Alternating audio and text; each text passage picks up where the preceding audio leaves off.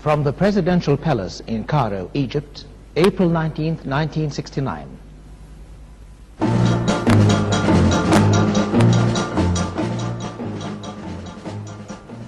National Educational Television and the New York Times presents News in Perspective.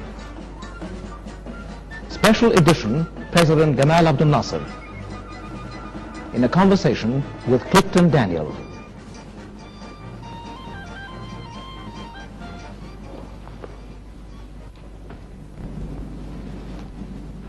It was nearly 25 years ago that I first came to Egypt as a correspondent of the New York Times. Gamal Abdel Nasser was then an obscure young army officer.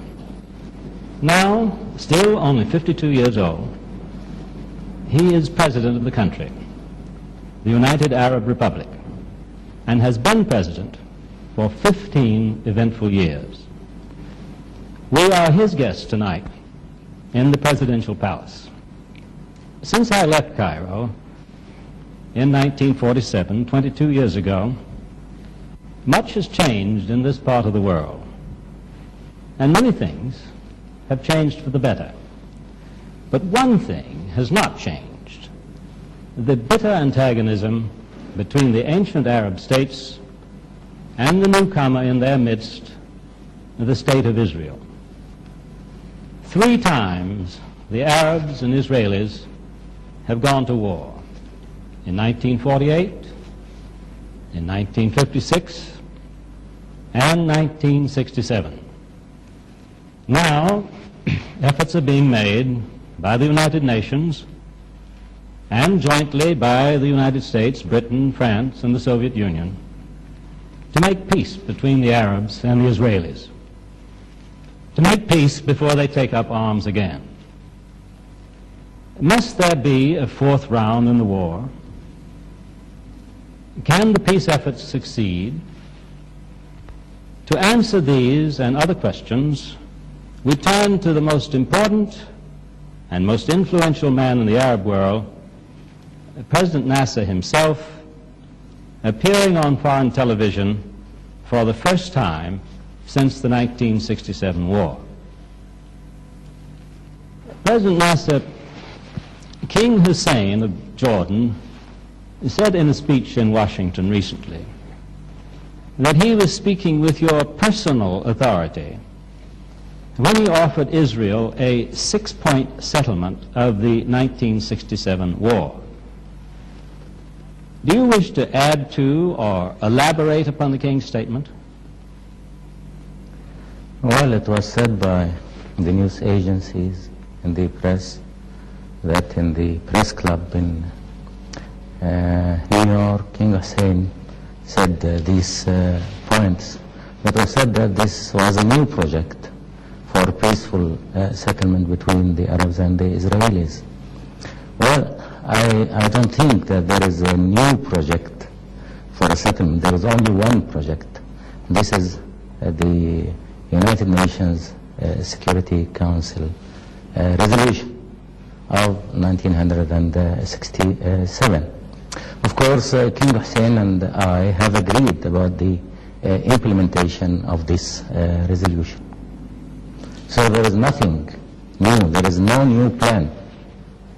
Well, I think I agree with you that King Hussein's points were precisely the same ones that you gave to Newsweek in February in a conversation like this one. And they are based, I believe, clearly on the resolution of the United Nations. King Hussein was more specific, it seems, on only one point. And that is the point, I think, that attracted the greatest interest in the United States.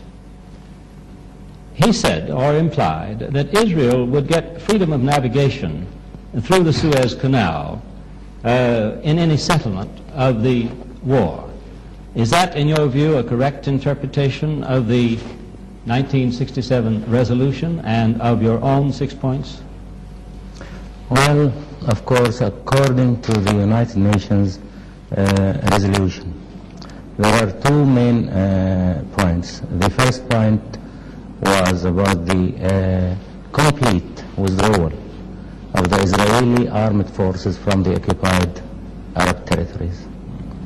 The second main point was the non-belligerency by all nations in the area, then the right of each country to live in peace, then the integrity of the countries in the Middle East.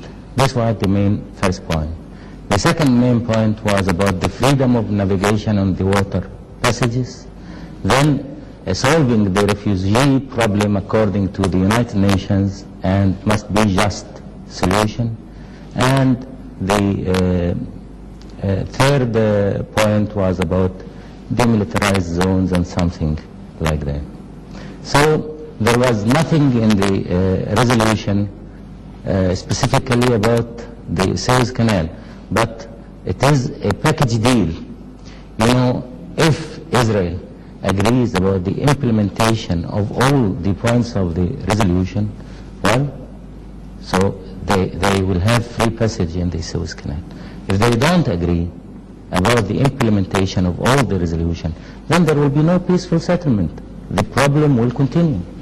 Let me be sure I am understanding your point now. The United Nations resolution referred to, I think, freedom of navigation on international waterways.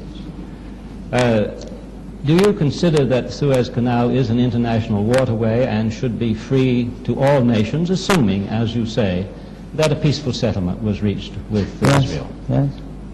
The Israelis, in case of a peaceful settlement with the Arab governments, would then be on the same footing as all other nations when it came to using the Suez Canal. You know, the problem between the Arabs and the Israeli is a problem going on for 20 years. I think many people in your country don't follow the reasons of the continuation of this problem for a long time. I was talking now just to the audience and speaking about the war of 1948. Well, there was a war in 1948. Some people under the Israeli propaganda accuse us of beginning this war, which is not true. I saw that in many of the newspapers and magazines in the United States. In 1948, well, there was the partition. There was the Palestinian state and the Jewish state. Before naming the Jewish state, this was decided in the United Nations. And on 15th of May, Britain decided to leave Palestine. Before the 15th of May, 1948, the Israelis attacked the Palestinian state. They occupied Jaffa. They occupied Akka. They occupied many territories of the so-called Palestinian state, which was really said by the United Nations. Well, this was the reason of the first war. The Arabs went on, of course, to secure the Palestinians and to help the Arabs in the Palestine state. What happened after that? There was the armistice agreement. But also there were United Nations resolutions by that time, after the war and during the war, that the refugees, the Palestinians who were expelled out of their country, return back and have compensation about the damages. Israel refused to implement this resolution. Then there was a resolution for a conciliation committee, and the Israelis agreed and the Arabs agreed to attend this conciliation committee. This was on 49. And we went there. The committee was formed from the United States, France, and Turkey. And still the committee until now in the United Nations. But after the first meeting, the Israelis refused to talk about the rehabilitation of the Arabs or the return of the Palestinians. This was the reason. We were insisting about the rights of the Arabs of Palestinians according to the United Nations resolutions. The Israeli refused, and that's why the problem continued for 20 years. From that time, the Suez Canal question continued also. Israel was not permitted to use the Suez Canal until they implement the United Nations resolution. They refused to implement the United Nations resolution. And so they are not permitted to use the Suez Canal until today. So the question is connected together. How do you think that a settlement, you say that if a satisfactory settlement were reached with Israel, then they could be given a normal place in the life of the Middle East, is I think what you're saying. How do you propose that the settlement should be reached? What would you say of the Yaring mission, the mission of Dr. Gunnar Yaring, the United Nations envoy? Is that the way to go about it, or should there be negotiations with Israel or an exchange of declarations? What is your view of the way the settlement should be approached? Well, of course, in order to reach peace, we have to give up, or the Israelis have to give up expansion. If they insist about expansion, there will be no peace. From the statements of all the Israeli leaders, they speak about expansion. Both Jerusalem, the Golan Heights, and parts from Sinai, and parts from the Western Bank. So if we want, or if the world community want peace, they must feel that peace don't mean expansion to any party. Then after that, Israel was created by the United Nations. So in order to achieve peaceful settlement, this must be through the United Nations. Through the United Nations? Yeah. Through the Yaring mission or through other means? Any means. It's the same. The Israelis, as you very well know, have repeatedly said that they want to sit down face to face with the Arabs. They prefer that method of approach, or keep saying that they do.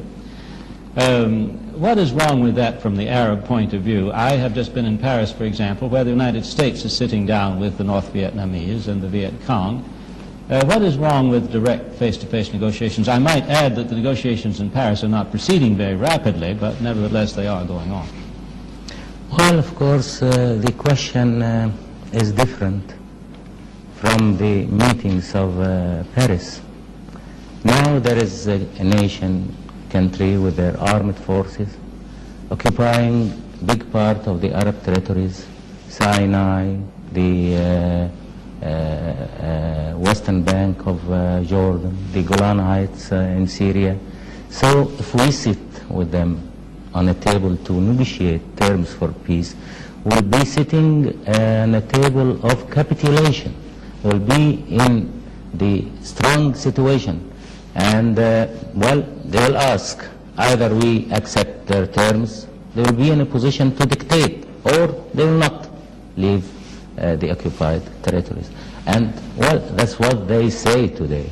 They say today, either the Arabs do so and so and so, or will not evacuate the occupied territories.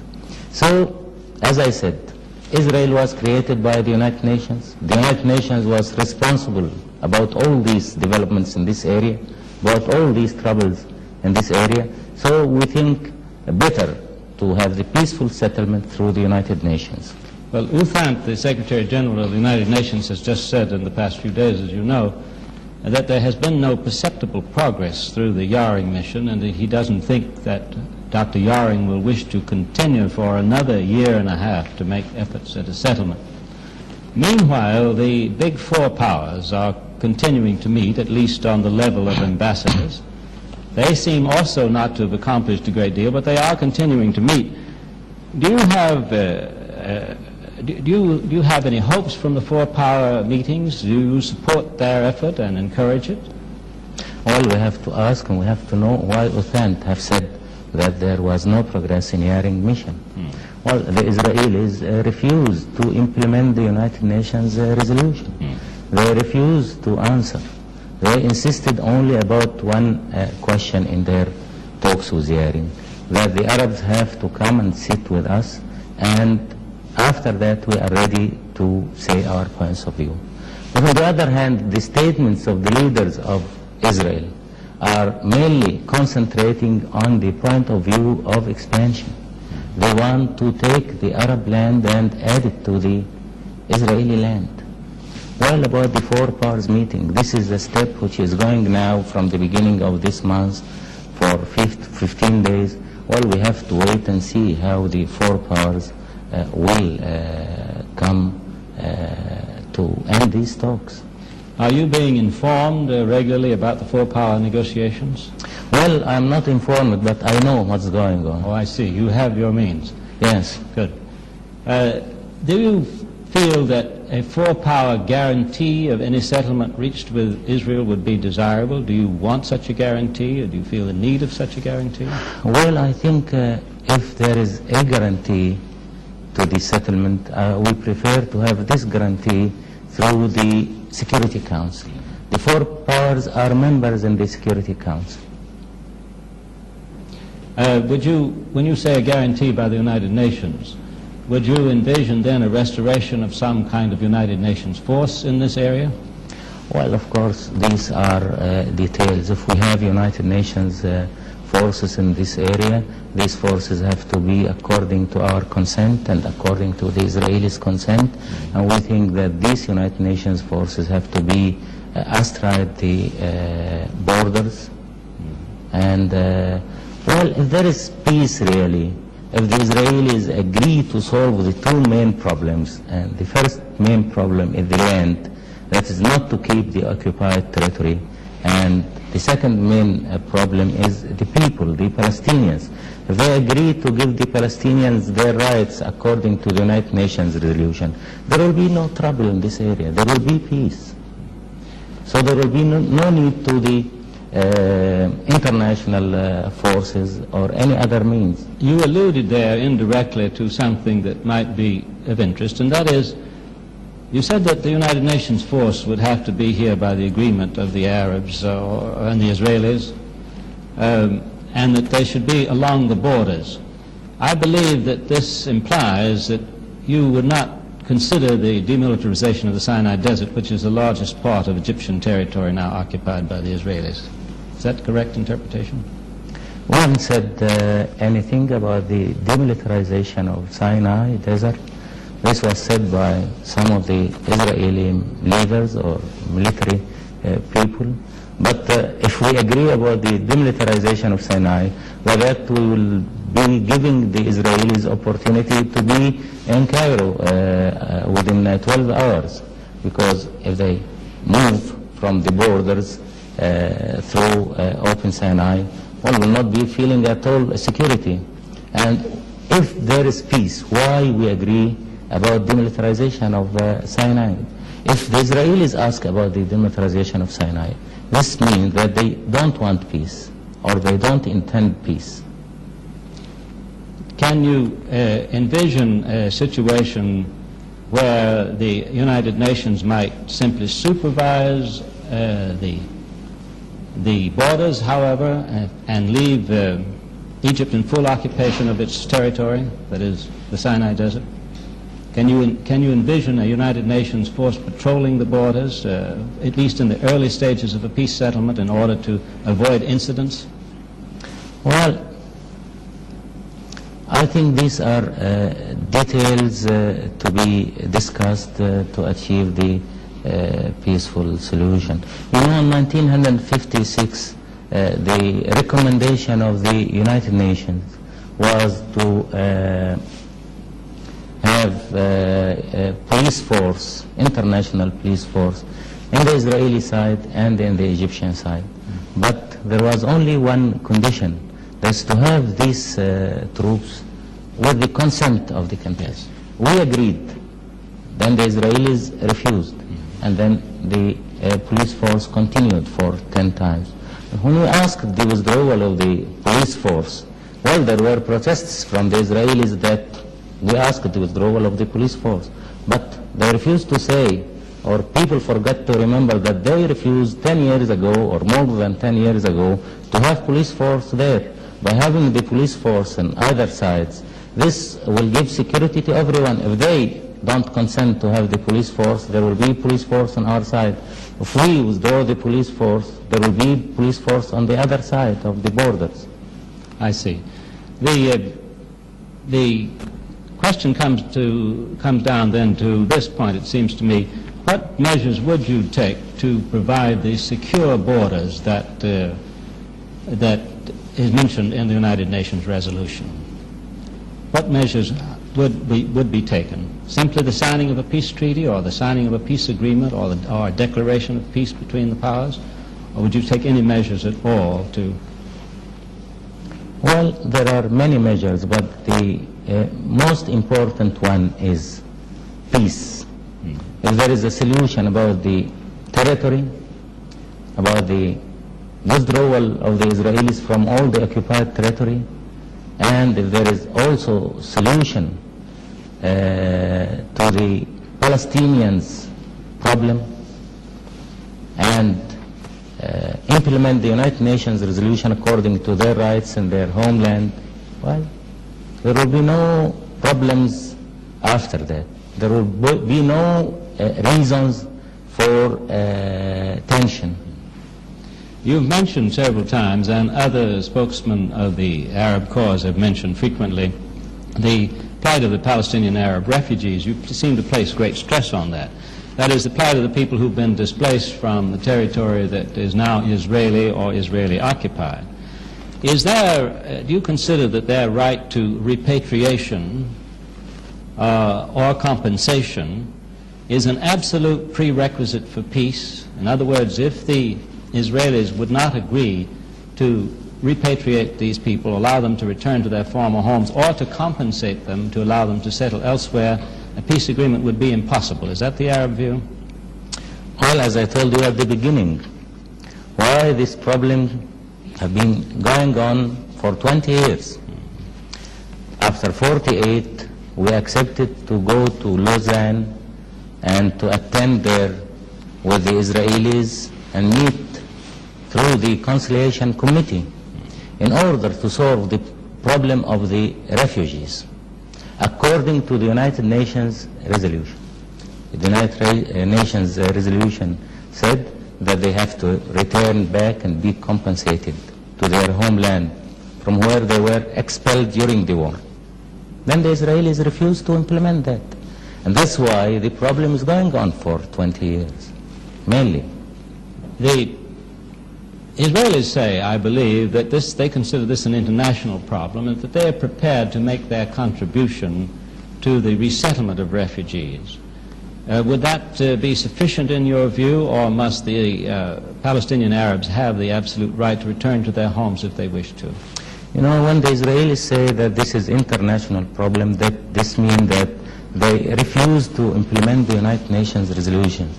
And they were refusing to implement the United Nations resolutions from 48 until now. And I want to say that the treatment of the Palestinians and expelling them from their homeland, from Palestine, was the main reason, I'm stressing that again, for the continuation of this problem for 20 years. I feel that the people abroad don't understand why we continue without reaching peace or without reaching settlement. Many people, especially in the United States, put the blame on us, really forgetting completely what happened on 48, forgetting the 1 million refugees who were getting expelled by the Israelis from Palestine, while we have here 1 million people. United Nations said by that time, the United Nations who said that there will be Israel, decided the creation of Israel, said that those refugees have to return back. The Israelis refused. So if we don't solve the problem of the personnel, the people, the Palestinians, there will be no peace. Is it realistic to expect, however, that Israel, which wishes to be and has constituted itself as predominantly a Jewish state, would accept a very large number of Arabs back into their territory? Well, why not? The Jews and the Arabs, the Christians and the Muslims, were living here in the Middle East for centuries, for thousands of years. The Jews were living here in Egypt, and they are living here in Egypt, in spite of the propaganda which was used against us in your country, that we don't treat the Jews well. You can go all over the country and you can see the Jews. Some of them asked to leave the country, and we refused we agreed, and then they refused to leave the country, and they said that they want to stay. We arrested Jews, about 80 Jews, but we arrested also after the war Muslims and Christians for the security of the country. The Israelis now are arresting more than 7,000 Arabs from the occupied territories and Gaza. So I want to say again, the Jews and the Muslims, the Christians, the Arabs were living here for centuries.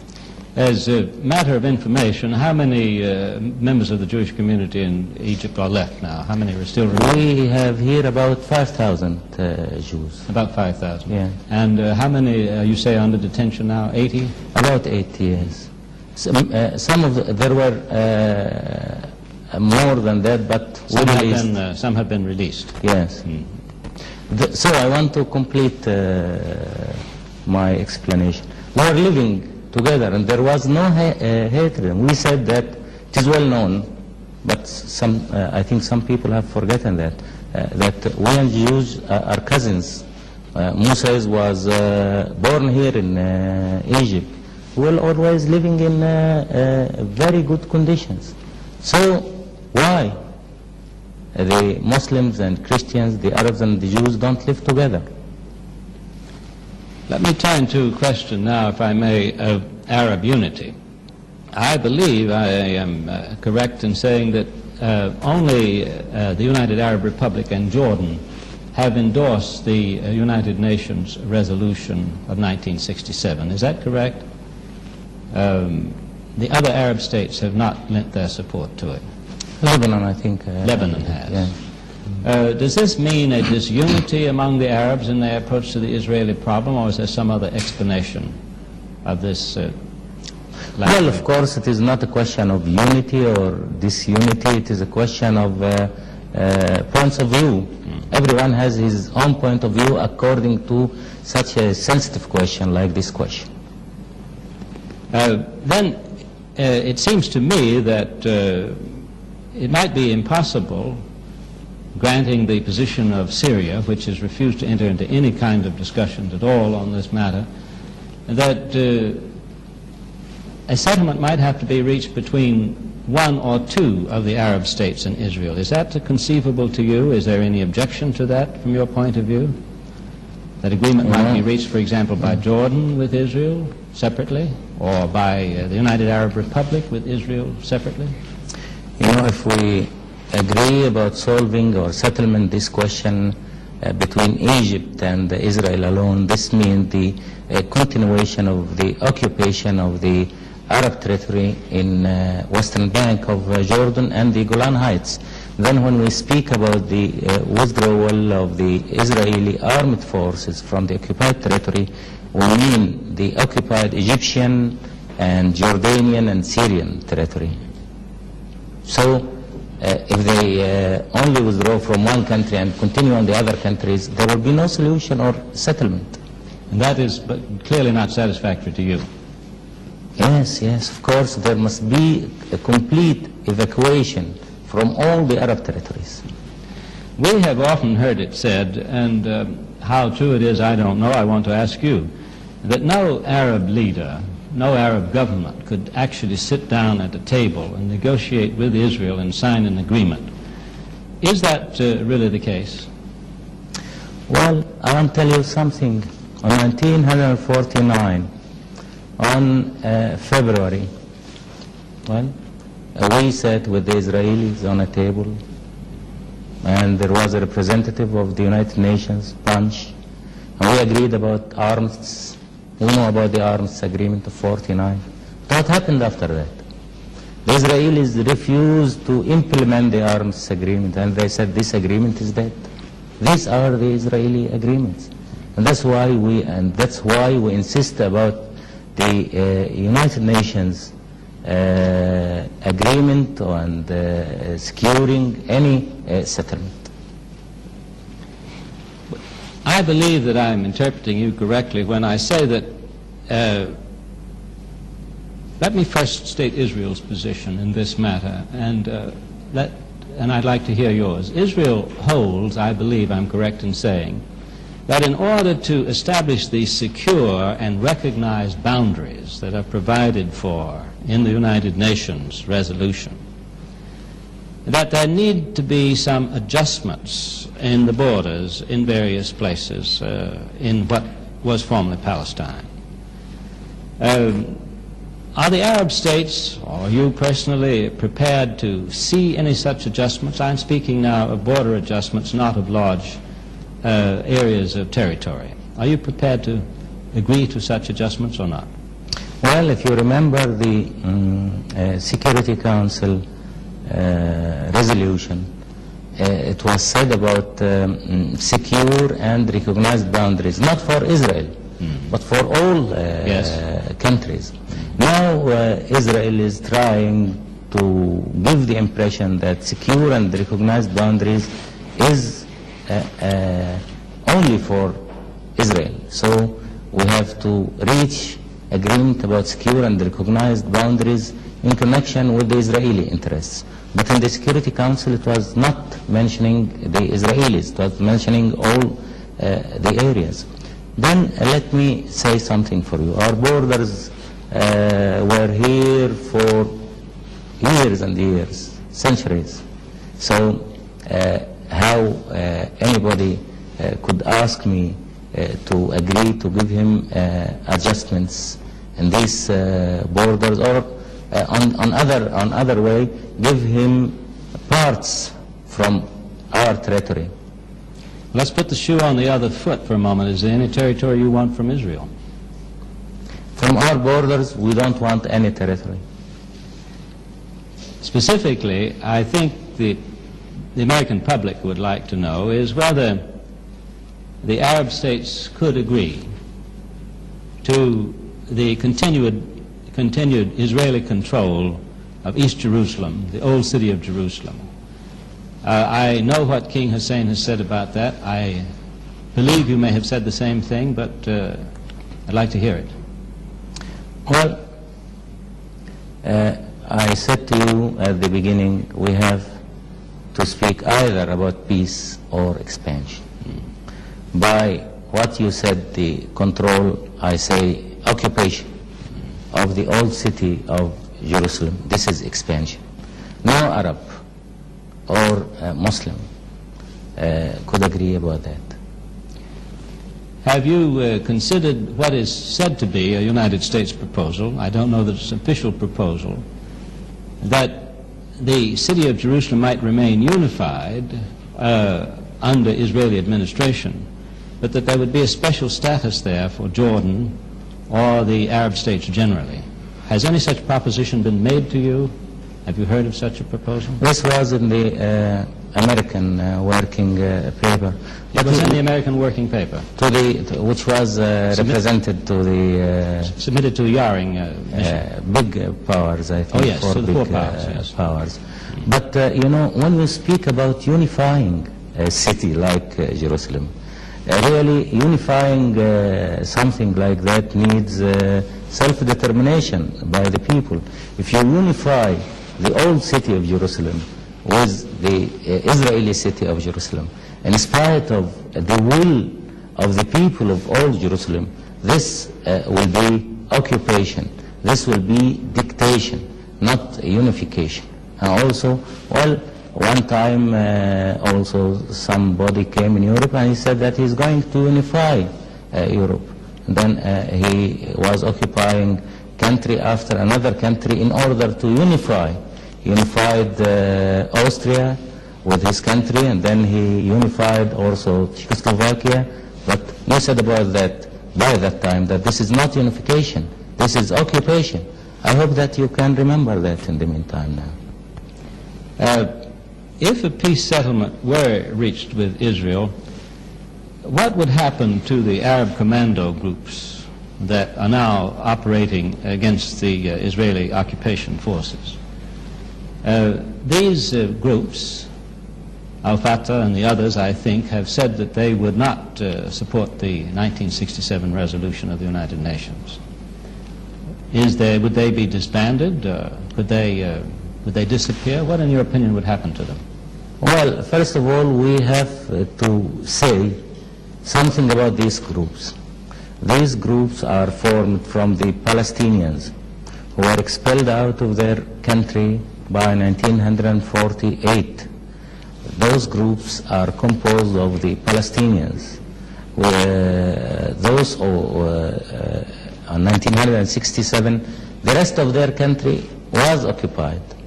All what those people want is to achieve their rights, to return back to their homeland. I told you, without solving the problem of the Palestinians and giving them their rights to return back to their land and the complete withdrawal of the occupied territory, there will be no peace. We'll be speaking about something which nobody will be able to fulfill. So if there will be peace, this means that the problem of the Palestinians will be solved. So there will be no big problem for them.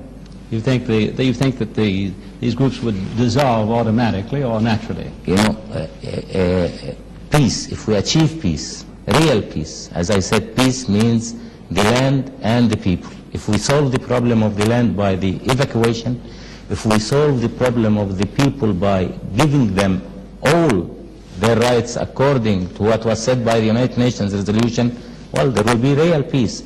Well, then we should not worry about the Palestinians' commandos. Do you think now, speaking of, again, of what Secretary Uthman said, that there had been little discernible progress made by the United Nations, do you think that the prospects for peace are now slipping away?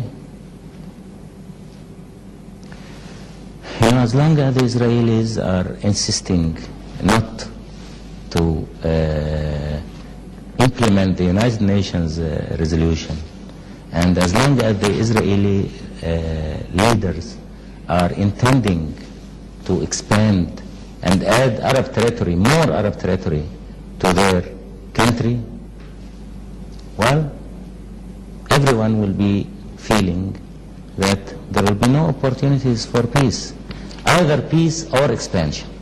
Was there a time in your memory when the peace prospects were rather better than they are now? Looking back, I had personally the idea that in 1957 the prospects for peace were rather better than they are now, and that they were better at the time of the United Nations debate in 1967 than they are now.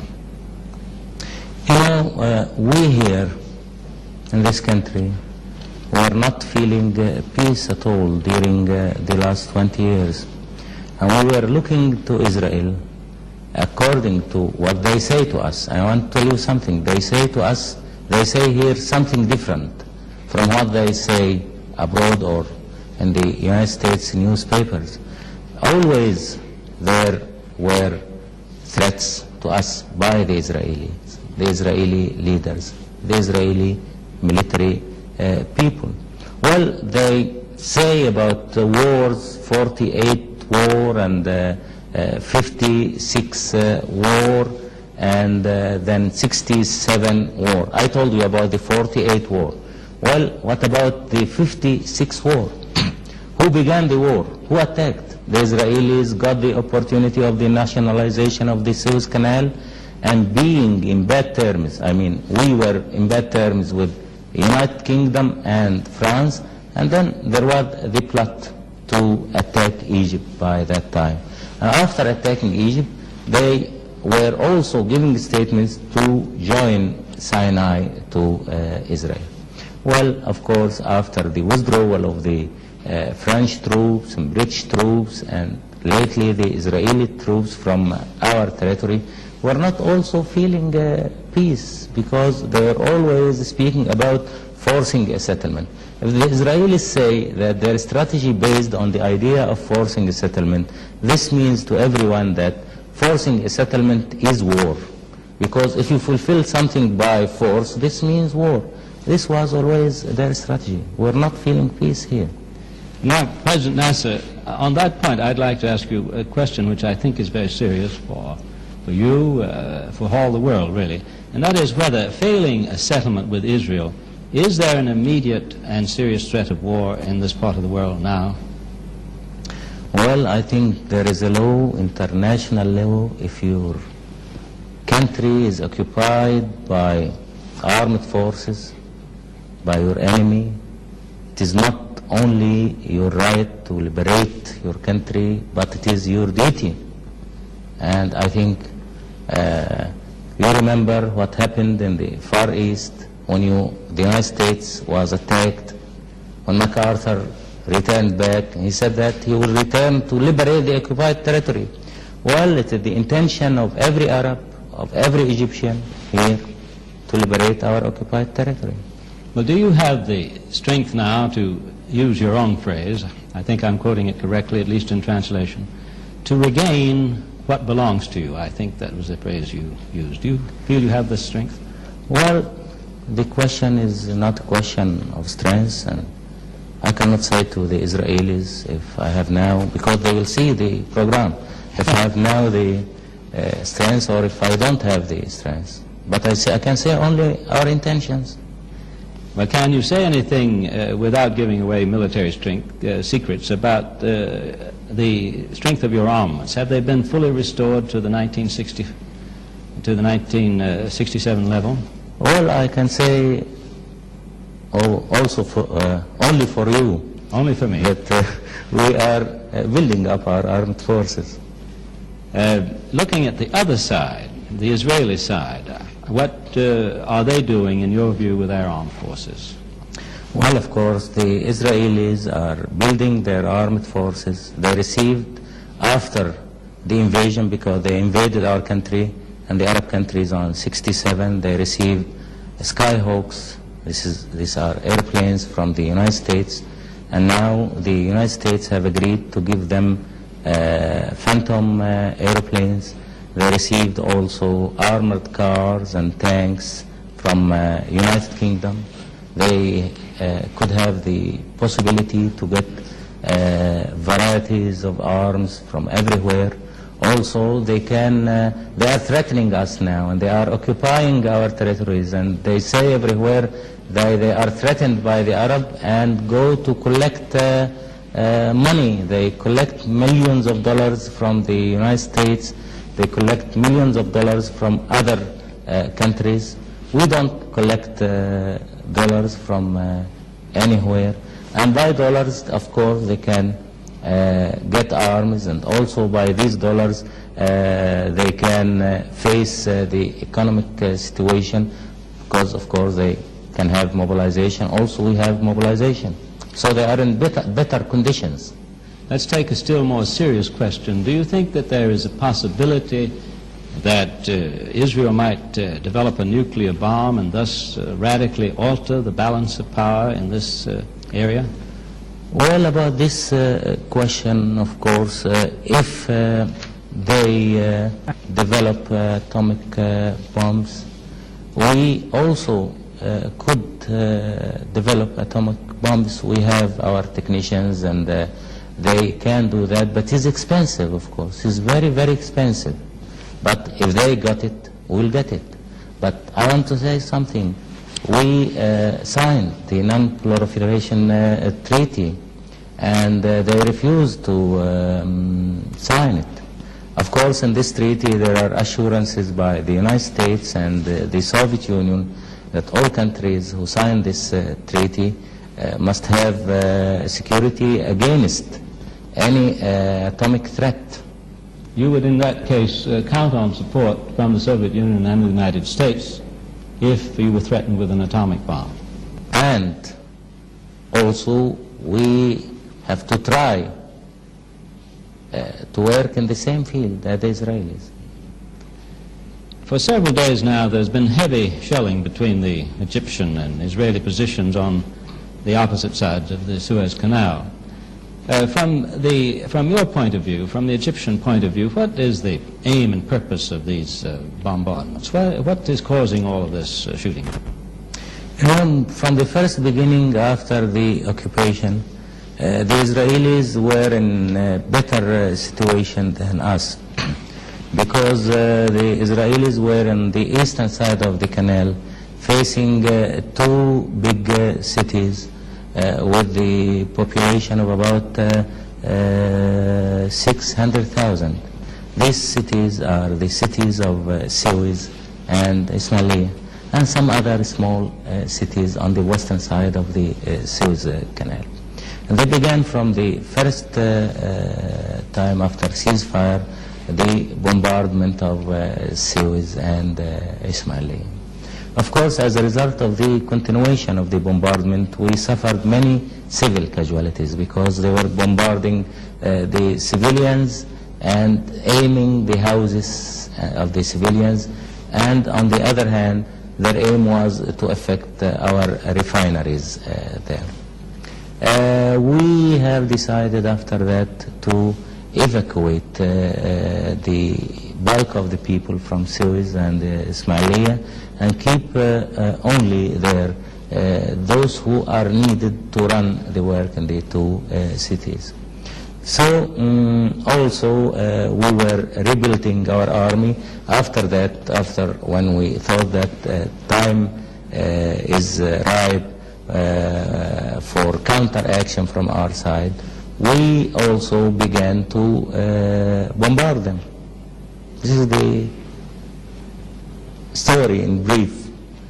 It doesn't, in your opinion, signify anything more serious than that at this time, simply an exchange of fire? Well, we think that our plan was based on three main points: defensive, building up the defensive situation, then turning from the phase of the defense to the phase of retaliation, and then after the phase of retaliation we have to enter the phase of liberation. Now we are in the second phase, the phase of retaliation.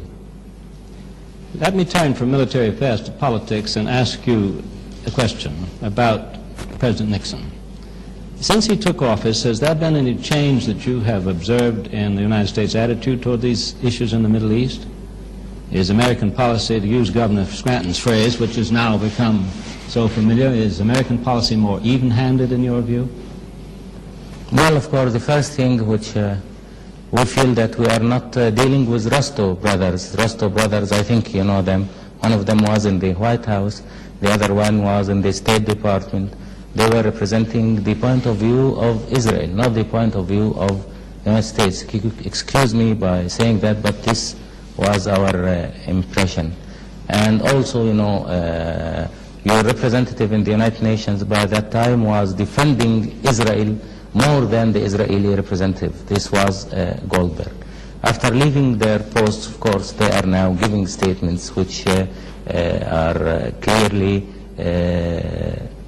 let one know that they support 100% the point of view of Israel. Now, well, we don't have the Rostov brothers, we don't have Goldberg. There is a new administration and new people dealing with the question, but just beginning. Do you think this is an appropriate time for you to reestablish diplomatic relations with the United States? Well, I want to tell you something. Of course, we like to have diplomatic relations with the United States. But of course, in order to have these diplomatic relations with the United States, there should be a change, of course. Until now, there was no change in the policy of the United States. All what we want from the United States to be fair and to be just in dealing with this problem. We don't want the United States policy to be in our side. We don't want the United States policy to support us against the Israelis, but we want the United States policy to be just in dealing with the problems. We want even-handed, as it was said when Governor Scranton visited us before January. And the answer seems to be that you are not yet convinced that American policy is such that you would want to reestablish relations just now. Well, of course, the main point is the occupation and the evacuation of the Israeli armed forces. Of course, in order to establish relations, there must be a clear situation by the United States. And it is a question which is affecting our internal policy, because we will say to our people, we will resume the relations because of so and so. So we wait for that to happen. Do you think then that the United States is in position to require the Israelis to withdraw? We hope so. Well, are you encouraged then by the interest that the United States is taking in the four-power talks, by its willingness to participate in these talks, even though I think the Israelis are somewhat opposed to American participation? It would seem so from their statements. Well, I want to say something. When Yaring was appointed, it was clear to everybody that he will continue for more than a year and a half, and he continued for more than 1 year and a half without reaching any solution. Well, let us hope that the four-power talk don't continue for 2 or 3 or 4 years. The Conciliation Committee, which was appointed by the United Nations on 49, is still alive until now without any result. Something what happened in the past about the Israeli-Arab problems was that committees, meetings, discussions begin, but they don't come to an end. Turning to another aspect of foreign policy, your critics, as you are well aware, say that the Soviet Union, through military and economic aid to this country, now dominates the United Arab Republic, and that you've in effect given Moscow a strategic foothold in the Mediterranean. What is your observation on that criticism? You know, this is not a new criticism. If you remember what was said about us on 55, especially in the New York Times. You know, this was said in the New York Times. You have to refresh my memory. In the New York Times on 55, when we reached the arms deal with the Soviet Union, it was said that this will put us under the domination of the Soviet Union and so on. And I had interviews after that with the editors from the New York Times said this will not happen. Then when we reached agreement with the Soviet Union about building the high dam after the withdrawal of the offer of financing the high dam by the United States, it was said also in the newspapers, including the New York Times, that will be under the influence of the Soviet Union. And we got for the high dam 5,000 technicians participated with us. Now, after 9 years, we have finished the high dam. The Soviet technicians have returned back to their countries, leaving only now here about 300. They will go next year after ending the having the turbines in the high dam, but nothing have been done. That's to say, to be under the influence of the Soviets. Then after 67, it was said so, and you say that now. But after 67, the Soviet Union really helped us. We lost all our army.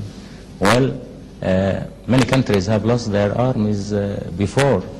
Well, during the Second World War, the United States have lost their navy in Pearl Harbor completely. But they were able to study after that. We lost our army, and we were in need, of course, to have new arms and to rebuild our armed forces.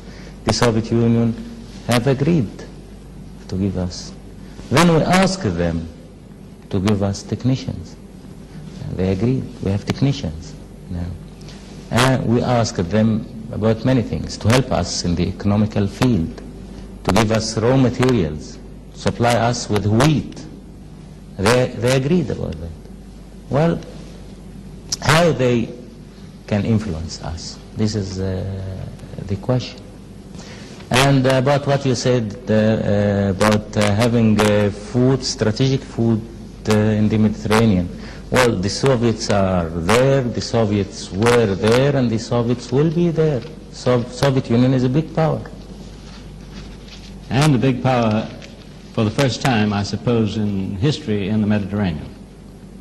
Well, they were very clever to be a big power in the Mediterranean in order not to have the Mediterranean only for one country. And I want to tell you something. The Israelis said that they get assurances from President Johnson that the Sixth Fleet is ready for their help if they need it. This was said by the leaders of Israel. Well, before we end this conversation, President Nasser, I think we should take advantage of what is really a rare opportunity for you and a rare opportunity particularly for our audience, an opportunity for you to address to the American people, personally and directly, any message you like. What would you like to tell the American people that I haven't asked you about? Well, I think that I have to say to the American people that they have to understand us, the Arabs, and not to listen to the hostile propaganda which is concentrated against the Arabs and against us, especially in the United States. And the Israelis are very, very influential and very clever in that field. I want to say also to the United States people that the Arab people have great appreciation to the United States people, and while the Arab people are friendly people and they want to have the opportunities for good and better relations between the two peoples, there is no direct conflict between the United States and the Arabs. The only reason for conflict between the United States and the Arabs is the Israelis and the United States taking the sides of Israel. We want the United States and United States people to be even-handed in this problem. One final question, a brief one. I've asked you about your country's military strength. What about its economic strength today? Great or small? Our Growing? country. Your country, its Yes. economic strength. It is growing. This year we are fulfilling growth of production of 6.5%. In spite of the difficult position in which we face, we are building steel mills. We are now building steel mill, a new steel mill, and the production will be 1 million tons in addition to our steel mills which we have. We are building a strip mill. I will open it on the 1st of May. The investment of it is 70 million pounds. We are progressing in all fields. We are, in spite of that, going on in our plan of industrialization, all our plans, and we're having opportunities of work for everyone. We don't have unemployment. We are building schools. We are going on in the development of our country, and we are going on in our plan to raise the standard of living, double the national income every 10 years. Well, as they say in Washington, thank you, Mr. President, and goodbye from Cairo. Not all, thank you.